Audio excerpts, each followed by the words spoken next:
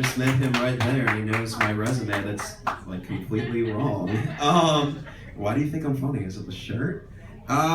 So the term rubbing elbows is one of those figures of speech that should stay figurative. If you take it literally, it's awkward, and that should go without saying. But I had an instance last year where one of my fraternity brothers, because I buy my friends, one of my fraternity brothers was macking on this girl, and he had his arm around her and was literally rubbing her elbow. And I'm watching this happen, and I'm like, all right, first of all, that's the completely incorrect use of that idiom. You know, you're trying to get laid and rub elbows. I don't know, slide through her DMs on LinkedIn. I don't know how that shit works. And sometimes I can't find what the clitoris is, but I know you're way off. That's the top part. I get there eventually. Don't look at me and think he doesn't have sex on a regular basis. I mean, you're right if you think that. There's no reason to go about profiling. I realized something recently. I'm aging like shit. I was at an open mic a couple weeks ago, and a comic in the middle of his set pointed at me, and because I was wearing a baseball cap, he proceeded to call me Michael Moore. And he goes, yo, I'm sorry if I offended you because of your politics. I'm like, my politics? That's not why I'm offended. I'm primarily offended because Michael Moore is 62 years old, and I'm 22 years old. But I'm aging like shit mentally too. I'm at a point in my life where I get really jazzed about the standard features that come with cars now. Like I'll see a car commercial and say something like, backup assist now comes standard. And hearing that shit's like porn to me. I'm like, back that shit up nice and slow, baby. Let me know if I get too close to that Honda. You remember the safe word? It's I know this car's got automatic transmission, but my stick shift needs attention. That grade A dick joke was brought to you by the Ford Motor Company. Go further. You know what, I gotta say, that was a pretty good Barry White impression for someone who's very white. Yeah, I hate myself too, it's cool.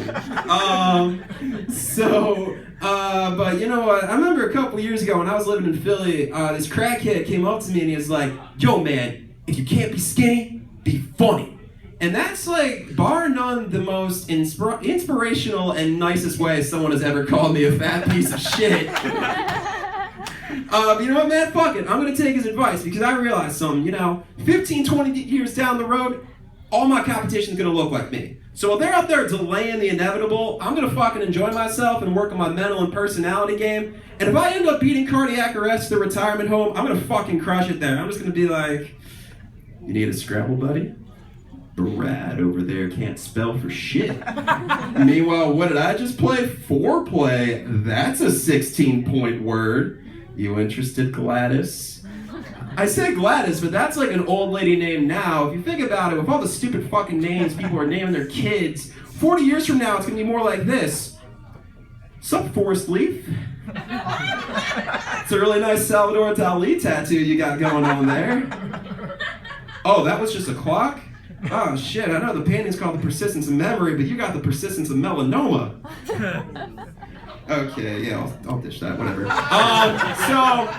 Whenever people out here ask where I'm from, I say I'm from Philly. That's the partial truth. The truth is, I grew up in a suburb about 45 minutes north of the city in a town called Richboro, which in Latin roughly translates to something along the lines of, stop fooling yourself, white boy, you have no street cred. And it's really hard to top myself as like this blue-collar Philly guy when my hometown is literally a borough full of rich fucking assholes. So I say I'm from Philly for convenience sake, but I also say it because whenever I'm in a city and I tell people I'm from like an upper middle class, predominantly white suburb, like I feel like it makes me vulnerable. Like I feel like admitting that to y'all now has made me really viable to being the perfect post-show mugging candidate. But if any of you guys are planning on mugging me after the show, be aware that I know self-defense. My go-to move is calling my stepdad because he's an attorney, which is a fancy word for lawyer, which I'm sure some of you have probably heard in the context. If you cannot afford one, one will be provided for you. I got that joke from my friend Miranda, actually. Miranda writes my jokes. I don't tell that joke to be funny. I just want to see who the educated people are in the room. So clap up if you're the educated people. Thank you guys so much.